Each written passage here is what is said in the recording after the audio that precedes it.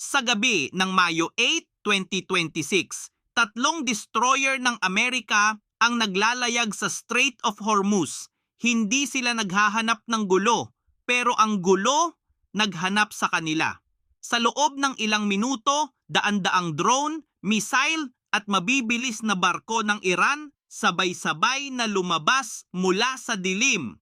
Ito ang pinakamalaking pagsubok sa kapangyarihan ng Amerika sa Middle East sa loob ng maraming taon. Tatlong destroyer lang. Pero ang bawat isa sa kanila ay may sariling sistema ng depensa, mula sa radar hanggang sa mga kanyon na kayang mag-fire ng libo-libong bala sa isang minuto. Nang dumating ang swarm ng Iran, anti-ship missile, one-way attack drone, fast attack craft, ang Amerika ay hindi nagulat, handa sila. At sa loob ng maikling panahon, lahat ng banta na intercept, walang American vessel ang natamaan. Pero ang Amerika ay hindi lang nagdepensa, agad-agad naglunsad sila ng counter-strike, mga target, missile at drone launch site sa Qeshm Island at surveillance hub malapit sa mga daungan ng Bandar Kamir at Sirik. Pinili ng Amerika ang mga targetong ito ng may layunin, hindi random. Gusto nilang tanggalin ang kakayahan ng Iran na mag-atake muli. Hindi babala ito. Ito ay mensahe na may kasamang apoy. Ngayon, isip-isipin mo ito. Ang Strait of Hormuz, isang makipot na daanan ng dagat na halos 28 milya lang ang lapad sa pinakamasikip na bahagi. Dito, dumadaan ang halos 25% ng lahat ng oil sa buong mundo. Pag nagsara ito, ang Japan, ang South Korea, ang India, ang Europa, lahat sila mararamdaman. At ngayong Mayo 9, epektibong sarado na ito sa commercial shipping. Bakit ginawa ito ng Iran? Hindi ito aksidente. Ito ay kalkulado. Sa loob ng maraming buwan, nagtitipon ng lakas ang Iran, drone, missile at mga barko na handang mag-atake sa anumang sandali. Ang swarm attack na ito ang resulta ng matagal na paghahanda. Ipinamalas nila ang lakas na matagal na nilang binubuo. Pero ang American response, mas mabilis, mas tumpak at mas mapanganib kaysa sa inaasahan ng Iran. Sa loob ng ilang oras, matapos ang atake, naglunsad na ang Amerika ng counter-strike. Hindi lang missile site ang naapektuhan ng Iran ngayong gabi. Ang kanilang kakayahang mag-atake muli ay nayanig. Ang swarm na dati nilang inaasahang makakalusot, na-intercept lahat.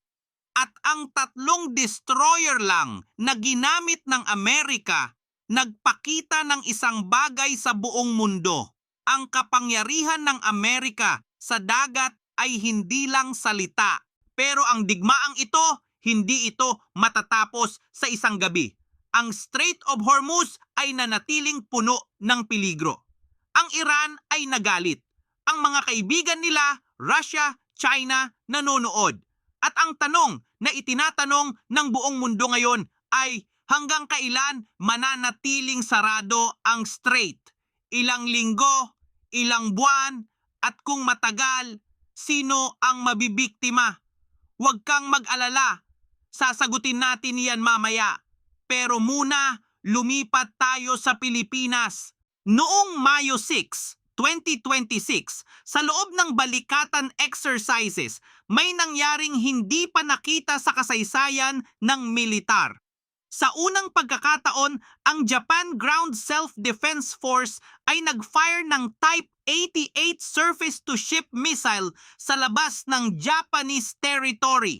At ang target, isang decommissioned na barko, tinamaan ng eksakto. Para sa mga hindi pamilyar, ang Type 88 ay ang backbone ng coastal defense ng Japan sa loob ng dekada. Ang live fire na ito ay hindi lang isang demonstration. Ito ay isang mensahe. sa China, sa lahat ng nagmamasid, na ang Japan at ang Pilipinas ay magkasama na sa depensa ng West Philippine Sea. Pero may mas malalim na tanong dito. Bakit dinala ng Japan ang Type 88 sa Pilipinas? Bakit hindi ang mas bagong Type 12? Dahil ang Type 88, battle-proven na ito. Napatunayan na. At para sa Pilipinas, iyon ang mas mahalaga sa kasalukuyan. Ang Pilipinas ngayon ay nagtatayo ng tinatawag nilang Comprehensive Archipelagic Defense Concept. Sa madaling salita, gusto nilang gawing mahirap para sa sino mang kaaway na makapasok sa ating mga dagat. Ang Type 88 ay perpekto para sa ganitong estratehiya. Mobile ito, madaling ilipat sa iba't ibang isla. Mahirap hanapin ng kalaban. At kayang tanggalin sa aksyon ang malalaking barko mula sa layo. Para sa West Philippine Sea, ito ay game changer. At dito pumapasok ang Japan Link o tinatawag din na J-Link. Ayon sa mga ulat, gusto ng Pilipinas na magkaroon ng converged data system kasama ang Japan. Sa simpleng salita, gusto nilang makita ng ating mga FA-50 at frigate ang lahat ng nakikita ng Japanese sensors real-time. Kung may barko ng China na papalapit, malalaman ng Pilipinas bago pa man ito makalapit sa ating teritoryo. Ito ay hindi lang hardware. Ito ay partnership. Kaya ang nangyari sa balikatan ngayong taon, hindi lang ito military exercise. Ito ay preview ng kung ano ang magiging depensa ng Pilipinas sa susunod na 5 taon. Japan bilang kakampi sa teknolohiya, Amerika bilang kakampi sa lakas, at ang Pilipinas unti-unti nang lumalakas. Pero bago tayo matapos, may isang rumor na may posibilidad na maging realidad sa depensa ng Pilipinas. At ang rumor na ito may malaking tsansa na maging realidad.